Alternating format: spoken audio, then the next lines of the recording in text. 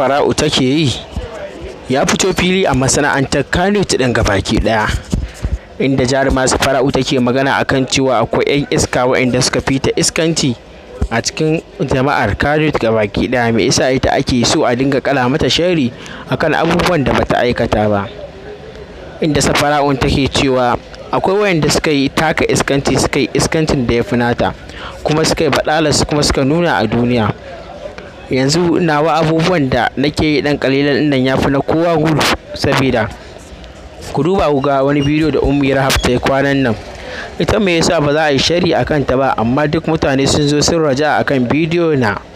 sun zo sai ya maɗiɗi suke yi da akan abubuwan nawa wanda ba su kai ya kawo ba, wanda kuma hakan babban alhaki na suke ɗauka,